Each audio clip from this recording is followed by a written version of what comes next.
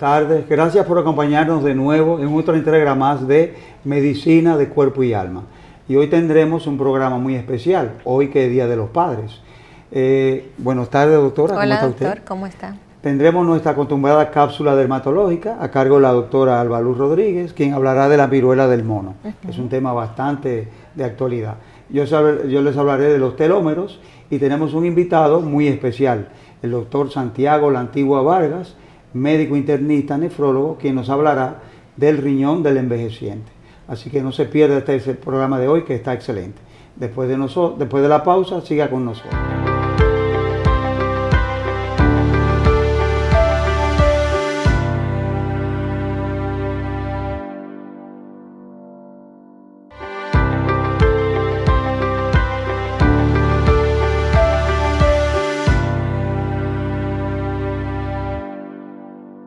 Estamos en Medicina de Cuerpo y Alma y en el segmento dermatológico de la tarde de hoy vamos a hablar un poco sobre la viruela del mono que hemos estado hablando en estos últimos programas, ya que la enfermedad se encuentra declarada en nuestro país. Si bien los casos han sido pocos, realmente tenemos siempre que mantener la alerta y estar pendiente de cualquier lesión que aparezca en nuestra piel, pues las lesiones de la viruela del mono pueden aparecer ya un poco avanzada de la enfermedad, prácticamente a la segunda semana de haber presentado síntomas como cansancios, dolores musculares, falta de apetito y la aparición de las lesiones cutáneas. Cabe destacar que el Ministerio de Salud Pública pues emitió un comunicado en donde se les recomienda a la población que, aunque sean pocos los casos, sigamos manteniendo las medidas porque la enfermedad se encuentra en el país. Y tenemos que, dentro de estas medidas, mantener el lavado de manos, la higiene de las superficies, ya que el caso de la viruela del mono, este virus se puede quedar, al igual que el COVID, en las superficies como las puertas, los sillones. Personas que tengan la enfermedad y que se pongan en contacto con una superficie pueden dejarlo ahí. Entonces, la higiene de las superficies es una de las medidas a tomar. Si una persona está presentando lesiones de piel que se parecen a lo que nosotros llamamos quemadito, varicelas, ampollitas, debe de ir al médico. No puede quedarse en casa, debe ir, tenga o no tenga contacto o haya viajado a cualquier zona donde haya viruela del mono. Ya realmente, si usted presenta alguna lesión, tal vez sea inclusive en las áreas genitales, porque hay un tipo de viruela del mono que da exclusivamente en los genitales, como bolitas de agua, muy dolorosas, muy parecida al herpes, debe de acudir a un centro de salud.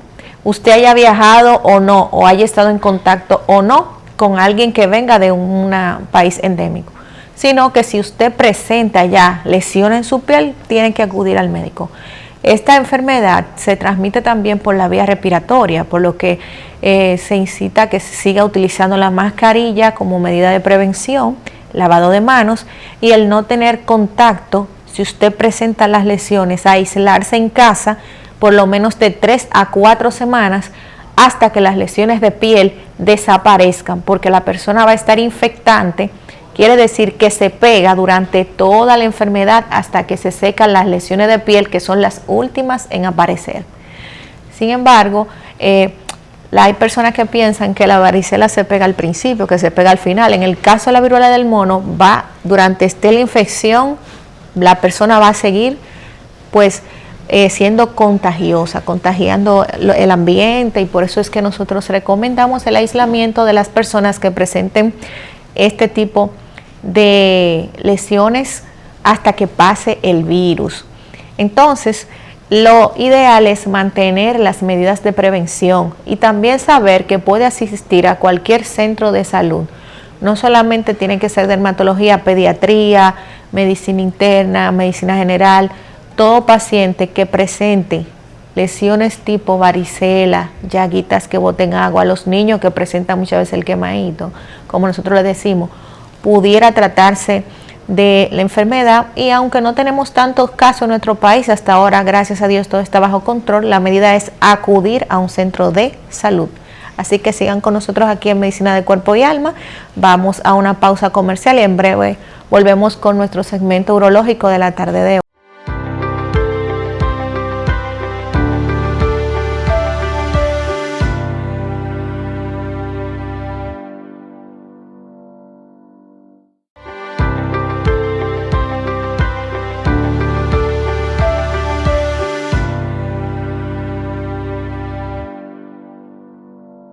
Seguir con nosotros, luego de esta pausa, tenemos la cápsula urológica, hoy con el tema de los telómeros.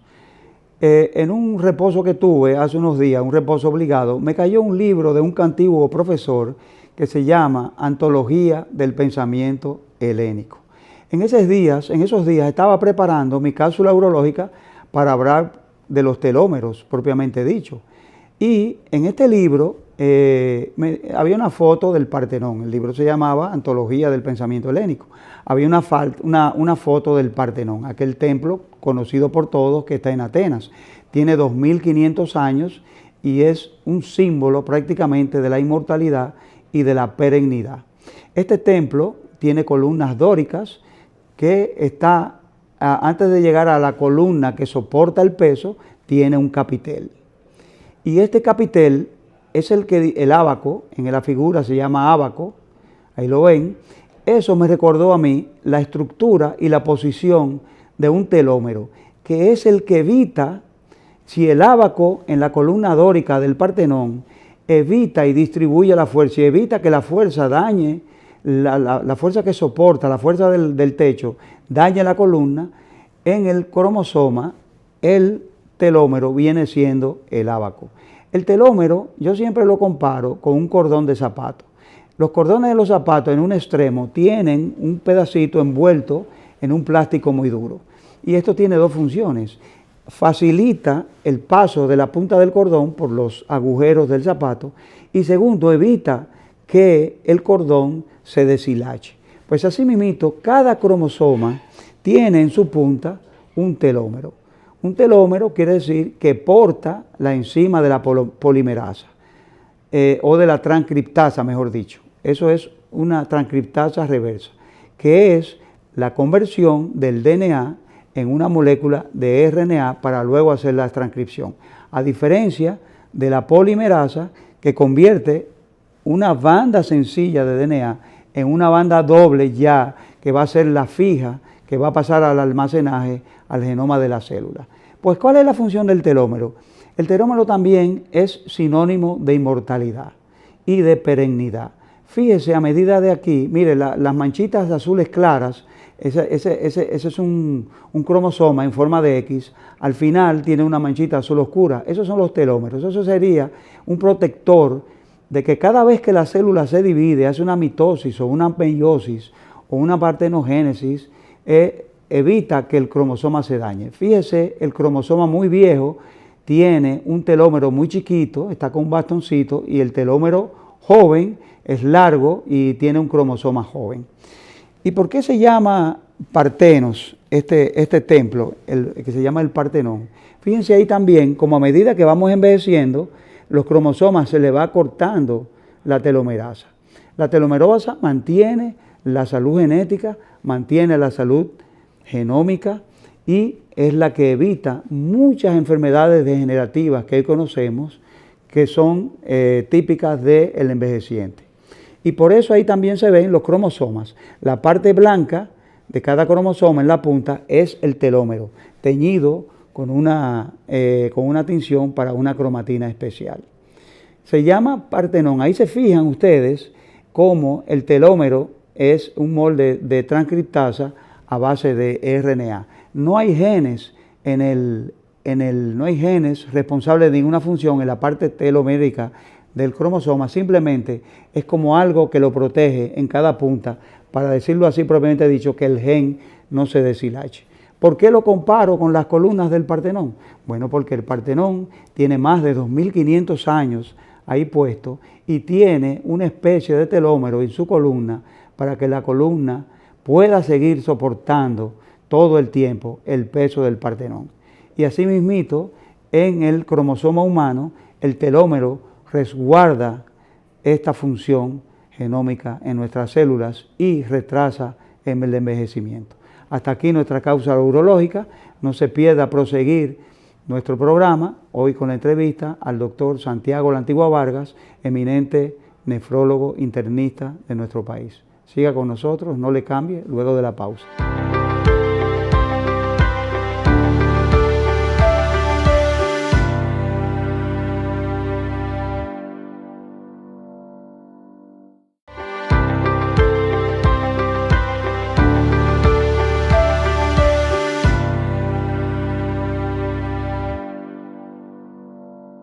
Gracias por continuar con nosotros luego de la pausa. Y tal como habíamos comentado, tenemos hoy una entrevista muy interesante con el doctor Santiago La Antigua Vargas, médico internista, nefrólogo, quien ha aceptado hoy hablar con nosotros el Día de los Padres sobre las afecciones renales más frecuentes en los hombres, en los envejecientes. Hablaremos de todo, pero como hoy Día de los Padres, hablaremos también de los riñones de los envejecientes. Gracias, doctor. Bienvenido a nuestro programa. Gracias, Juan Carlos. Gracias, doctora, por invitarme siempre a su programa. Fíjate, mucha gente se preocupa cuando los abuelos o los padres, ya luego de la edad adulta, sobre 65 años, se van a hacer algún estudio, generalmente de alguna neoplasia, o se sospecha, se va a hacer un estudio tomográfico y necesita contraste para hacer el estudio. Y cuando ven la creatinina ligeramente elevada, lo refieren inmediatamente al nefrólogo para que yo le dé evaluación a ver si se puede hacer el estudio. Y generalmente yo quiero por aquí, por esta tribuna, decirle que muchos de esos pacientes no tienen una enfermedad renal per se, sino que se trata de riñón del envejeciente. Hay personas que tienen 85 años con un filtrado glomerular por debajo de 60, de 60 a 50, 45 mililitros minuto por 1.7. Y eso equivale a una creatinina 1.5, 1.6, 1.8. Y en ese caso, que hay creatinina elevada, pero que no hay proteinuria en la orina, si no hay proteinuria generalmente, si se le hace una sonografía y hay una relación, hay buena relación corteza-médula, o sea que los riñones están de buen tamaño, no hay diferenciación corticomedular, no hay aumento de la ecogenicidad, y esa creatinina 1.6, 1.7, por debajo de 2 generalmente, que muchas veces la tienen de larga data, pero que como se fueron a hacer ese estudio para ese medio contrato, su médico de cabecera, el cirujano, lo manda a un nefrólogo para que le dé una evaluación a ver si se puede hacer esos estudios. Y muchas veces son estudios que son riesgo-beneficio, que se necesita llegar a un diagnóstico para un tratamiento posterior y es importante darle la aceptación.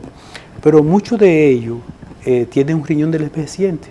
Otros tienen una enfermedad renal crónica establecida que no lo sabían, con proteinuria y esas cosas.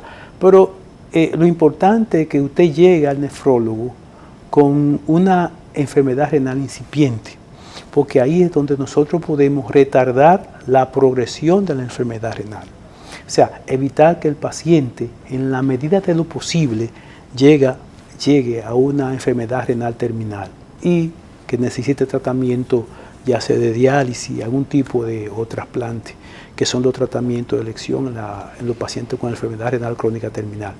Pero volviendo al paciente con una creatinina ligeramente elevada, paciente de 75 años, 80, con 1.4, 1.3 de creatinina, y que se le manda a hacer una proteinuria, es un simple examen de orina B que dice proteína 0, o sea, que realmente no tiene una enfermedad renal, sino que tiene un riñón del envejeciente. Así como nosotros ya necesitamos, Juan Carlos y yo necesitamos lentes para leer, porque después de los 35, 40 llega la presbicia, que es normal, es un defecto de la visión fisiológico, una anomalía fisiológica.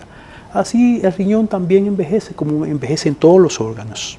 ¿Y qué función, doctor, tiene la microalbuminuria? Cuando usted se refiere que hay que hacerle una proteinuria al paciente, ¿eso usted se refiere a una microalbuminuria en orina casual o en orina 24 horas?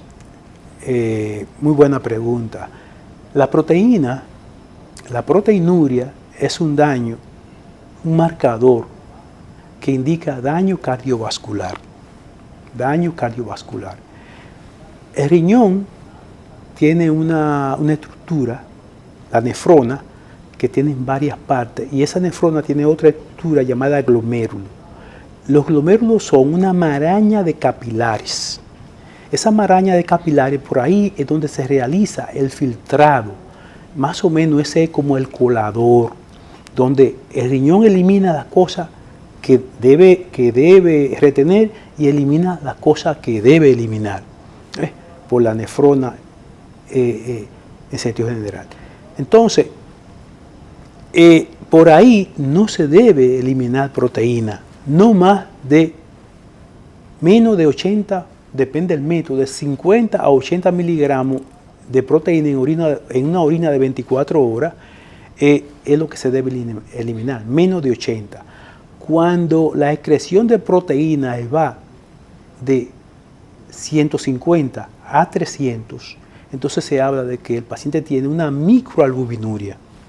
La microalbuminuria es un marcador importante y es ahí cuando el paciente diabético, el hipertenso, el paciente con enfermedad glomerular en sentido general, debe de ir al nefrólogo para tratar de que ese deterioro de la membrana basal glomerular no siga progresando. Entonces, cuando esa proteinuria es mayor de 300 en 3 muestras de orina independiente, entonces se habla de que el paciente tiene una proteinuria establecida, una proteinuria severamente aumentada, ya es el término, porque el término microalbuminuria ya no se usa, sino se habla de proteinuria moderadamente aumentada, en caso de la microalbuminuria, y de la microalbuminuria, y de la macroalbuminuria se habla de proteinuria severamente aumentada. Esos son los términos de hoy en día. Y es cierto lo que dicen los pacientes, que cuando hay proteinuria, la orina tiene mucha espuma. Así es. Es un signo de alarma. Es un signo de alarma, sí. Cuando usted va al baño, normalmente una gente, por ejemplo, el hombre va al baño y lo hace de pie, y la presión de la orina va a ser... verá mucha espuma, pero que una espuma que luego de unos segundos o minutos se desaparece. Pero en este caso, cuando usted va al baño y hace una cantidad de espuma que se sostiene en la orina por minutos, varios minutos, que dura mucho, entonces ya eso puede ser un signo de que usted está eliminando la proteína por la orina, por la pipí. Entonces es importante tomarse en cuenta. Hay signos que delatan enfermedad renal, que es la proteinuria, la hematuria o sangre en la orina persistente. Sangre en la orina persistente, pero una sangre que usted tiene que saber si viene del riñón o es de la vejiga. Por ejemplo, cuando es del riñón, hay una prueba que nosotros, los urólogos, lo mandamos a hacer, entonces va a decir sí, la orina hay eritrocito crenado, es un 100% y hay que aclarar que hematuria o sangre en la orina es una orina con sangre persistente en varios exámenes de orina mayor de 5. Hay libros que dicen 5, sí, hay otros que dicen 3, pero mayor de 5 por campo. Se habla de hematuria, de microhematuria, es cuando es una orina que no se ve, una hematuria que no se ve. O sangre oculta. O sangre oculta. Y ya macrohematuria es un sangrado que usted lo ve que la orina sale color rojo o sale color Coca-Cola. Entonces se habla de macrohematuria. Pero debe haber la microhematuria más de 5 glóbulos rojos por campo y se manda a hacer los eritrocitos crenados en la orina, que todos los laboratorios lo hacen. Crenado quiere decir estrujados. Salen estrujados. Que salen estrujados porque pasan con dificultad por la membrana basal glomerular. Y se deforma. Y es común que regularmente uno encuentre eritrocito en la orina. Muchas personas, siempre que se hace un examen de orina, tienen sangre. Sí, pero entonces hay que investigar si viene del riñón o viene de la orina, porque puede ser hasta una neoplasia de vejiga, puede ser un cálculo, puede ser cualquier infección urinaria que pueda producir hematuria o de la vía urinaria.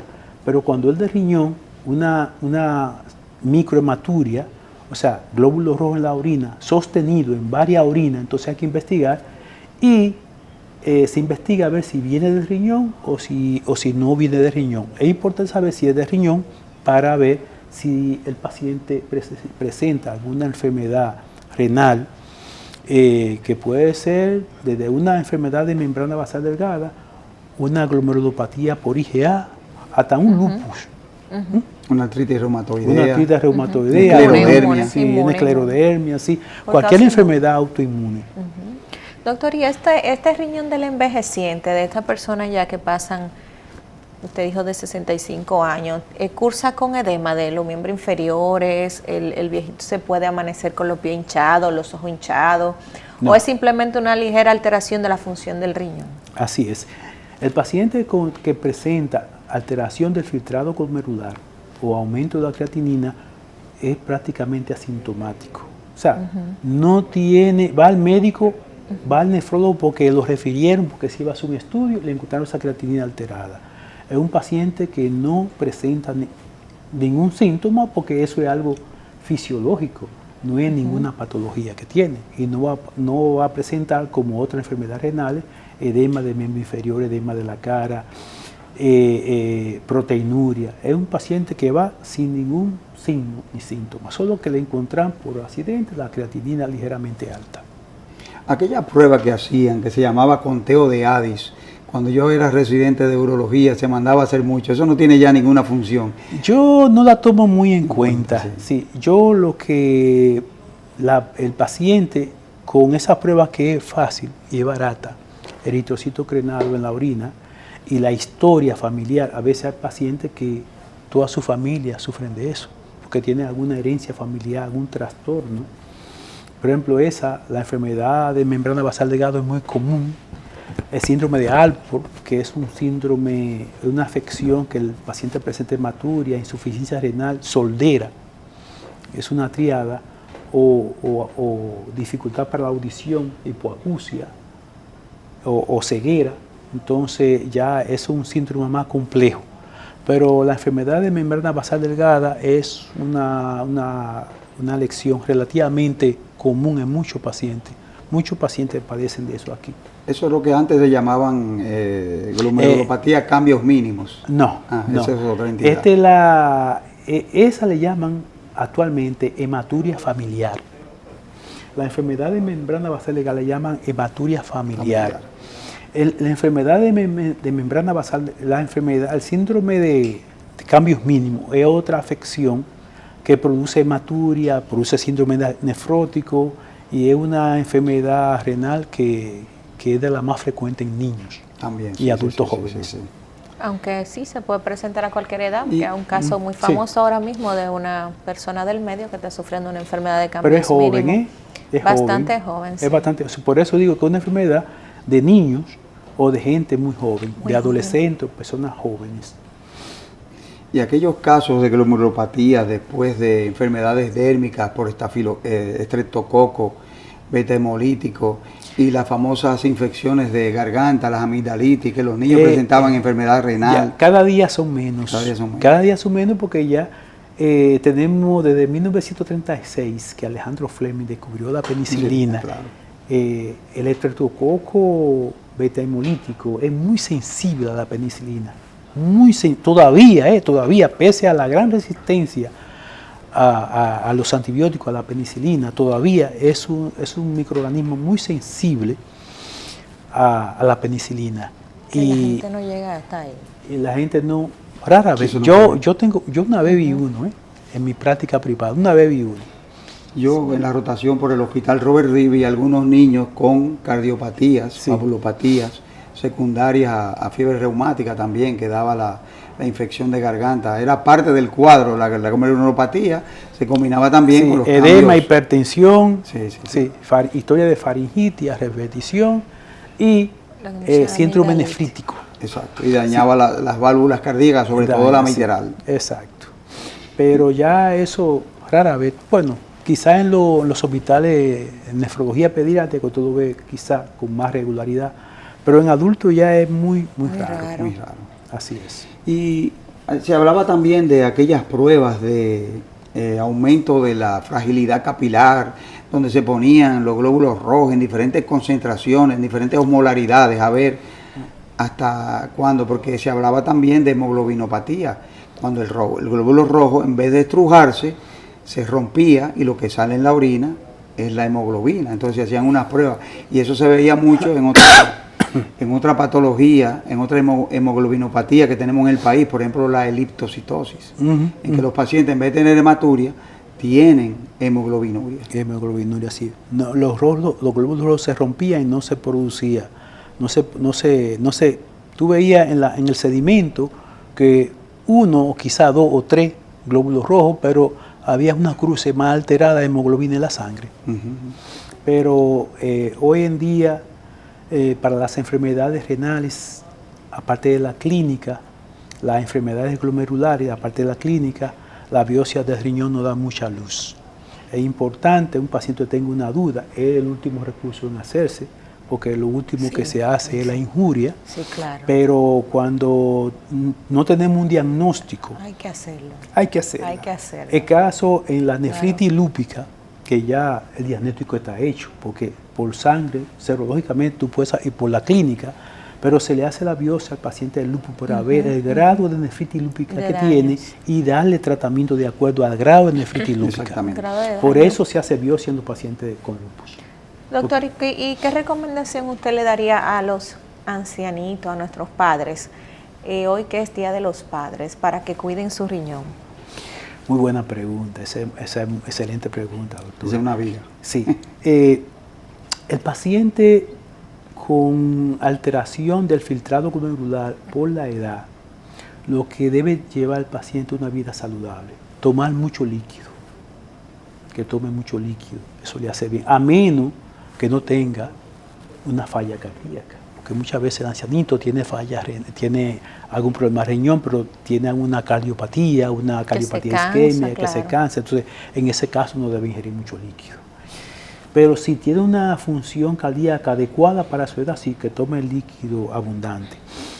Nosotros usualmente a ese paciente le quitamos los diuréticos, porque el diurético no tumba mucho el flujo sanguíneo renal efectivo. Decompensa, porque si yo tomo mucho líquido y tomo diurético, entonces el líquido que lo voy a botar. Y yo lo que quiero es que el riñón esté bien perfundido, que le llegue bastante líquido al riñón para que el riñón pueda hacer su función. Normalmente nosotros recomendamos a un paciente normal adulto que se tome de 1.8 litros de agua al día. Eso equivale como 6, 7, 8 vasos de agua al día. De agua. No de agua o de algo que sea natural. Mejor de agua, que yo le digo siempre, mire, el refresco que hizo Dios fue el agua, y no hay mejor refresco que el agua. Una dieta saludable, si es diabético, que controle que vaya a su endocrinólogo para que le controle su azúcar, su diabetes, si es hipertenso, que controle su presión arterial, que en la medida de la posibilidad coma menos proteína, no es que no coma proteína, que coma menos proteína. Hay gente que come mucha carne. ¿Proteína animal? Proteína en sentido general. Pues le dan mucho proteína también tomada a los viejitos en sure, que si yo qué, cargan mucha proteína. Sí, que cargan mucha proteína, no tanta proteína. Oye, hay unos ensures que tienen menos cantidad de proteína que se lo dan a los pacientes renales, que es, o si no, la misma glucerna, perdón que diga el nombre comercial, esa tiene menos proteína y tiene un azúcar más saludable para el paciente. Entonces, que haga ejercicio, que camine, no tiene que trotar, sino caminar, que no ingiera sustancias, medicamentos nefrotóxicos, como los AINE, que no tome tanto antiinflamatorio. Calmante. Él puede tomar acetaminofén, porque los SOT y el acetaminofén es un AINE, es un AINE. Sí, claro. Generalmente que no tome ningún AINE, pero si tiene que tomar a uno, que tome acetaminofén. O dipirona. Exacto. El AINE, los AINE son vasoconstrictores del flujo sanguíneo renal, pero el acetaminofén no lo hace en el riñón, lo hace en el cerebro. Por eso indicamos más que si va a tomar, que tome AINE. O que tome una combinación de AINE o tramadol, que son sustancias, o otros calmantes que no tengan aspirina. Que no tengan AINE. que no tengan... AINES son aspirina, Sí, diclofenac, sí. ibuprofeno, naproxeno. Ahora, hay un medicamento, la aspirina, de 81 miligramos, en los pacientes renales siempre la deben tomar. ¿Ves? Porque es una concentración muy mínima y si debe tomarla, o si no la puede tomar, que use el otro el clopidogrel. Exacto. Hoy en día los antitrombóticos están en moda, hay muchos trombóticos. Por pacientes que le han dado COVID, que tiene un dímero D alto, hay que darle un inhibidor del factor 10. Exacto. Apixaban, Rivaroxaban, exacto. Cualquiera de ellos son muy buenos. Aunque sea como profilaxis, pues 2 o 3 meses sí es que le sube el dímero D. Entonces, hacer ejercicio, comer saludable, tomar mucho líquido, descansar, abstenerse de tomar, porque el paciente ya de esa edad siempre tiene algún dolor, que le duele la cabeza, dolor reumático, artritis, artrosis. Entonces, hay más alternativas para calmar el dolor, como son las compresas de agua caliente o hielo, que se ponen usualmente en la columna. Una causa frecuente del paciente ir al nefrólogo es porque tiene una lumbalgia que no tiene nada que ver con los riñones la mayoría de las veces, sino que tiene una osteoartrosis de la columna lumbar, o tiene un lumbago, o tiene una hernia discal, o tiene una ciática, pero la mayoría de las veces nada tiene que ver con el riñón. Muy bien. Bueno, estamos aquí en nuestro programa Medicina de Cuerpo y Alma. Vamos a una pausa comercial. Luego de esta seguimos con nuestra entrevista en la tarde de hoy.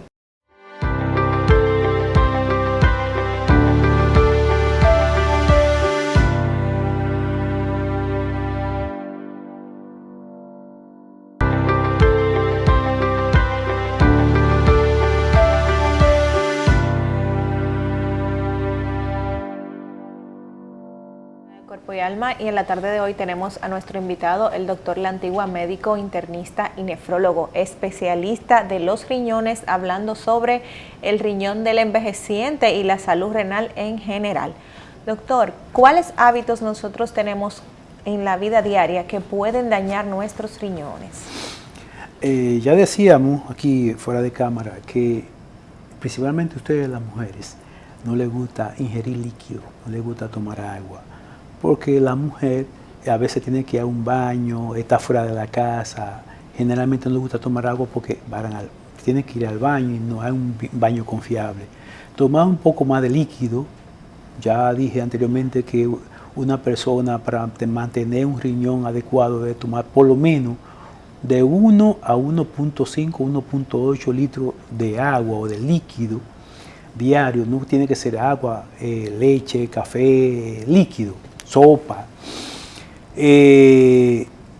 Hacer ejercicio, tener cuenta en los gimnasios, que los gimnasios le venden muchas sustancias, suplementos que están cargados de proteínas, y esas proteínas le hacen daño al riñón. La creatina, usualmente el paciente cuando está ingiriendo sube un poquito la creatinina, la sube más. Aparte de que el que va al gimnasio tiene la creatinina en el borde superior normal, porque el que hace mucho ejercicio se desprende más creatina. La creatina se desprende del músculo y eso aumenta y llega a ponerse en los niveles superior normal o ligeramente aumentado. Por eso el que hace gimnasio tiene que tomar mucho líquido para poder eliminar esa creatina que la ha eliminado su cuerpo. Los músculos eliminan mucha creatina. El que va al gimnasio, que se somete a esos programas fuertes de masa muscular, según se forma masa también se va eliminando más creatina del músculo, y eso hace que la creatinina ligeramente suba, pero tampoco quiere decir que tiene una enfermedad renal establecida, sino que eso es de acuerdo a la cantidad de proteína o desprendimiento de creatina muscular que se desprende de su músculo al someterlo a una actividad física fuerte. Doctor, en el caso, por ejemplo, vivimos en un país que está en el trópico, los dominicanos consumimos mucha cerveza, por ejemplo, muchas sodas. En el caso de las cervezas y las sodas, ¿esto afecta a la salud renal? Mira, es líquido, ¿Mm? Yo digo que la cantidad de alcohol afecta al riñón. Entonces, una cantidad mayor de lo necesario de alcohol hace daño, pero al final el organismo lo ve como líquido. Si se va, te va a aumentar un poco de peso. En caso de la cerveza, puede ser que tú tengas cierta dependencia del alcohol. El alcohol es un vasoconstrictor, puede ser que de una forma sostenida a largo tiempo puede ser que afecte al riñón, pero por el simple hecho de tomar cerveza, yo pienso que no va a producir. Los refrescos, en sentido general, la soda no haría daño. Los refrescos, los colorantes que le echan podrían hacer más daño, porque tienden a producir cálculo, pero no hay un estudio que me diga que si porque tú tomas mucho refresco va a tener cálculos, no. Entonces es un mito, doctor, porque eso es lo que dicen hasta los padres a uno, muchachos, de tantos refrescos que se hay gente que se toman todo el refresco del mundo, llámese el que ustedes conocen, y no tienen cálculo. Sin embargo, otros solo hacen probarlo, y si le da un dolor, le da unos cólicos nefríticos. Entonces, hay cierta predisposición a padecer de cálculos renales en pacientes, generalmente que ingieren poco líquido. Yo les recomiendo a esa gente que tiene esa predisposición genética a padecer cálculos, a que ingiera más líquido, ingerir más líquido. ¿Y la carne roja, doctor? ¿Es verdad que produce mucho cálculo el consumo de carne roja? La carne roja puede producir aumento del ácido úrico. Y el ácido úrico es uno de los que pueden producir cálculo. Los cálculos pueden ser de oxalato de calcio, oxalato de fósforo, ácido úrico, sale de colesterol. O sea que sí, realmente, una gente que tenga predisposición, que coma mucha carne roja y que le suba mucho el ácido úrico puede producir cálculo. Pues entonces sí debería Pero ser hay muchísima gente que come muchísima carne roja y no tienen cálculo. Eso depende. A lo que tenga la predisposición a padecerla. No, y también estadísticamente en países que se come mucha carne, como Argentina, Brasil, la incidencia de cálculos es prácticamente la misma que en el resto de los países. Exactamente. O sea que no hay estudio que me diga eso es así. Eso es por eso. Exactamente. ¿Y cuál sería la alimentación? Hay muchos mitos también de las frutas, los pacientes insuficientes renales crónicos, por el problema del potasio. ¿Cuáles serían la dieta y las frutas que se pueden consumir? Nosotros a nuestros pacientes le damos un folleto donde qué debe comer y qué no debe comer. Las frutas que tengan mucho potasio no deben comerlas. Por ejemplo, el guineo maduro, la naranja, el aguacate, el mango, eso tiene mucho potasio.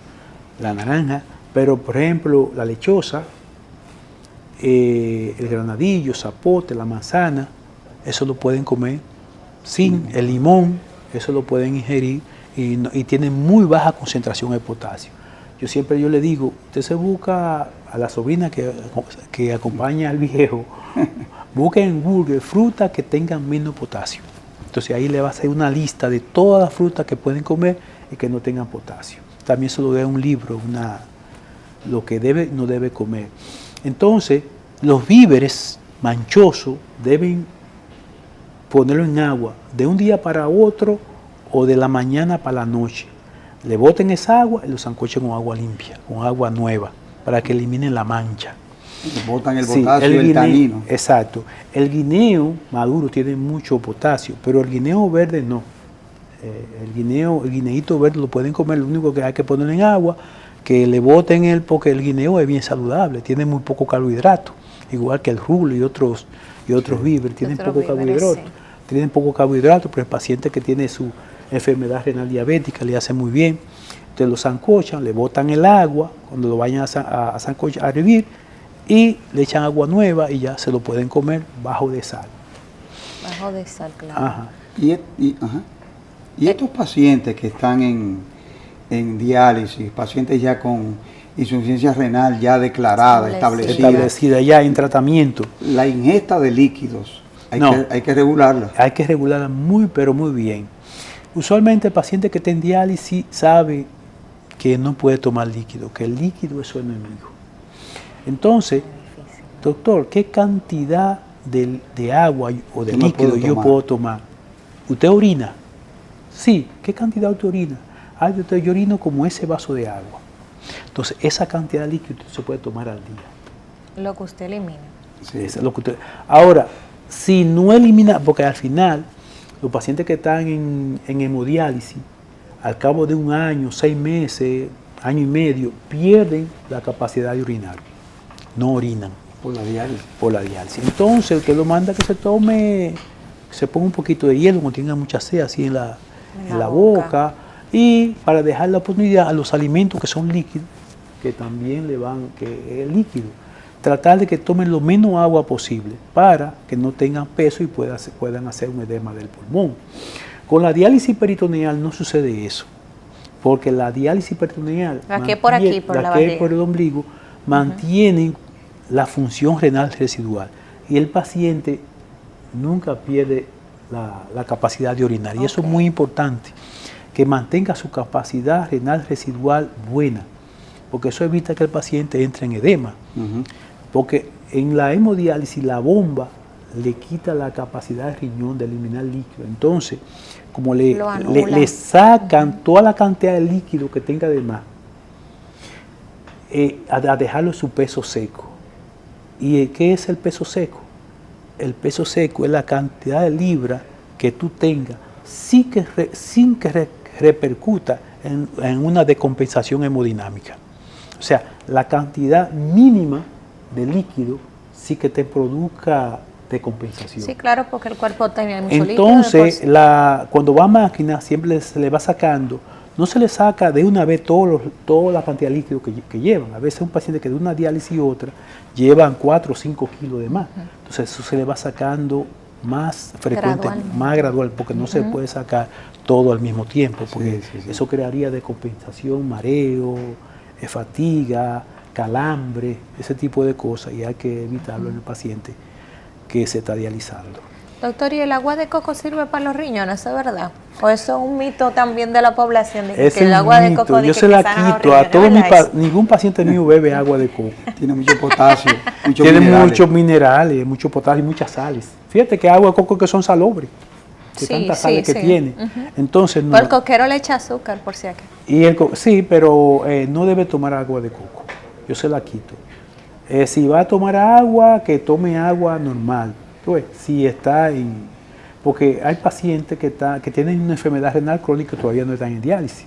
Yo le mando a que tomen agua normal, la cantidad de agua normal, pero no agua de coco. Tiene muchas sales y mucho potasio. Hay que tener en cuenta porque hay muchos remedios y botellas y cosas que sirven para limpiar los riñones y que la gente accede de forma, ¿verdad?, creyendo que ese tipo de cosas le van realmente a sanar su riñón. Botella de barba de maíz con coco, siempre con se ha hablado de la barba de maíz para que eso servía para el riñón. Para los cálculos y para las enfermedades renales, sí. Como remedios caseros. Que no está demostrado nada de eso científicamente.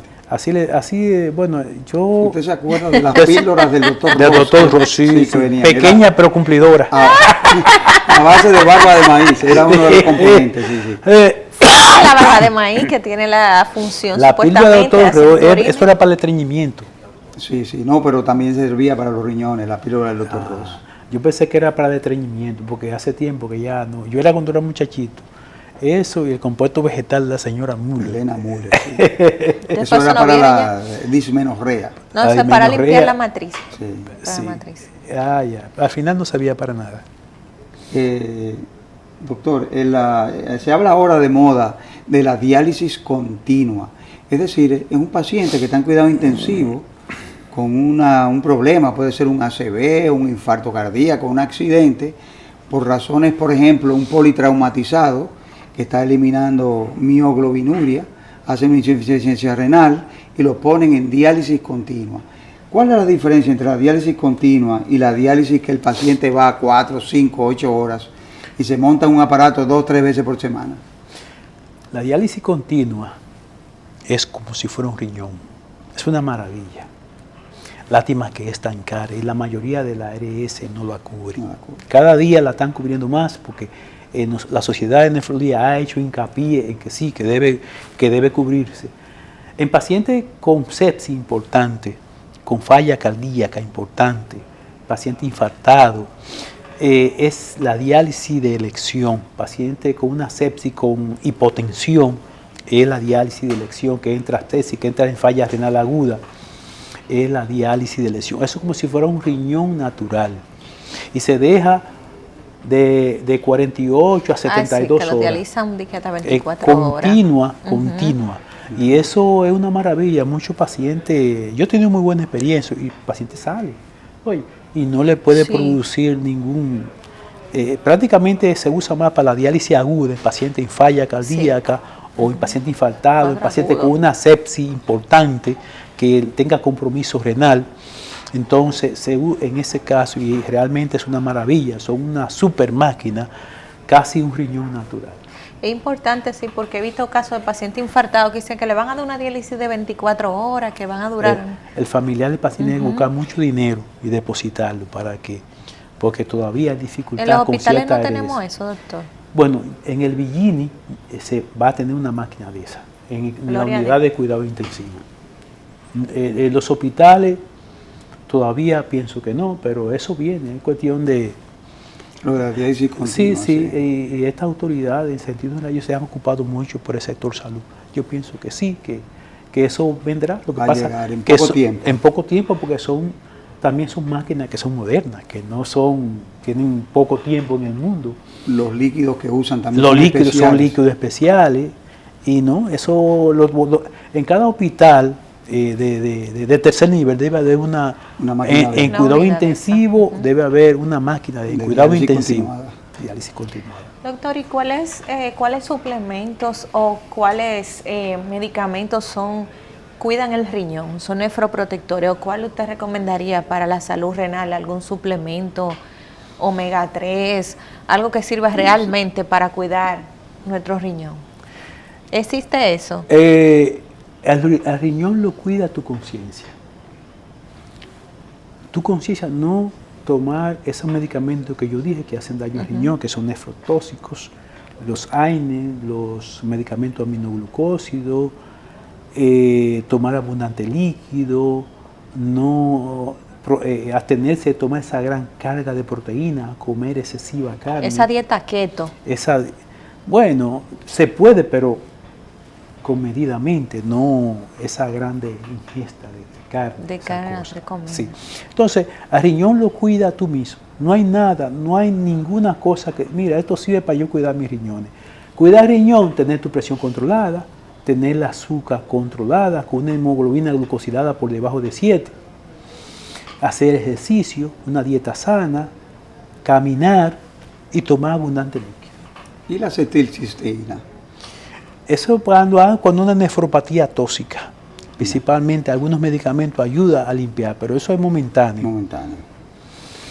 Muy bien, bueno, pues le damos las gracias al doctor Santiago La Antigua Vargas, médico internista, nefrólogo, quien nos ha acompañado hoy, quien brillantemente nos ha expuesto todos estos temas populares del riñón en los padres dominicanos, que también felicitamos hoy domingo, Día de los Padres, y al doctor también, porque es padre. Claro que sí. Gracias por invitarme. Gracias. Siempre estoy dispuesto a venir. Gracias. Y a ustedes, queridos amigos, gracias por acompañarnos hoy domingo en la tarde, Día de los Padres. Les exhortamos a que nos sigan por Cinevisión todos los domingos de 2 a 3 y en YouTube. Gracias por acompañarnos en Medicina de Cuerpo y Alma.